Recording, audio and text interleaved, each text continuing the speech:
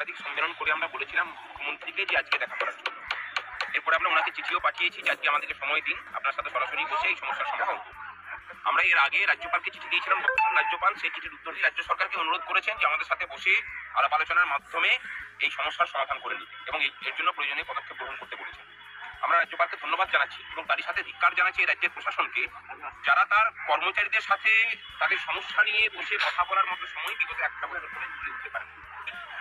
উনি যদি ঝুঁকিয়ে উঠতে না পারেন তাহলে সেই কথাবার্তা যাতে ওনাকে বাধ্য করানো যায় তার জন্য সমস্ত প্রচেষ্টা জারি থাকবে।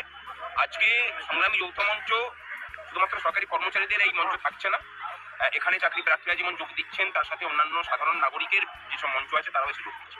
এর বিস্তার 358 দিনে পড়লো আপনাদের এই কর্মসূচি, ঠিক এক সপ্তাহ পরে আপনারা বলেছেন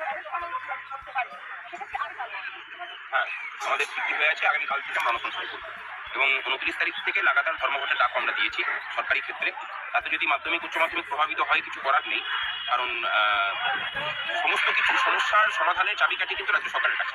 রাজ্য সরকারের যদি সদিচ্ছা না থাকে তাহলে বুঝতে হবে যে রাজ্য সরকারই চাইছে যে অচলাবস্থাটা তৈরি, এবং ওনারা যেটা চাইছেন আর কি, যে অচলাবস্থা তৈরি হলে বিরুদ্ধে নামবে সেই জায়গাটা নেই, মানে উনি সেটা বুঝতে ভুল করছেন।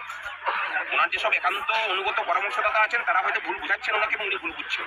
ওনাকে অনুরোধ করবো যে যেভাবে উনি 14 জনকে টপকে পড়ে কাউকে মুখ্য সচিব করেন বা কাউকে মানে দাগিয়ে আসামিকে কাউকে ডিজির পদে বসান, এটা কিন্তু আপনার বাকি আমলা যারা আছেন তারাও কোনোভাবে নিচ্ছেন না। আপনি একটু তাকিয়ে দেখুন। আর তাদেরকে ভয় দেখানোর জন্যই আপনাকে 56 যে ধারা উল্লেখ করতে হবে। ওখানে গিয়ে বলেছিলাম যে বইয়ের সিনেমার মতো ওনার অবস্থাটা হয়েছে, আধা ইধার যাও আধা উধার যাও, বাকি সব মেরে পিছিয়ে আও। ওই মেরে পিছিয়ে হাঁটার মতো লোক আর ওনার পাশে নেই। মানে এটা উনি যত তাড়াতাড়ি বুঝবেন তত ভালো। আরেকটা বিষয় আপনাকে একটু জানতে চাইবো, 3 জায়গা থেকে মহাবিশ্ব কিন্তু আজকে রেল অবরোধ বিষয় তো বটে, কারণ ট্রেনের মাধ্যমেই সব থেকে বেশি মানুষজন আসা যাওয়া করেন এবং আমাদের কর্মচারীরা যারা আসেন তারা টিকিট কেটেই অবশ্যই আসেন, তারা রেলটাকে বেশি প্রেফার করেন। সেক্ষেত্রে রেল অবরোধটা তো দেখা যাক, আশা করা যায় সমস্ত কিছু ভালো।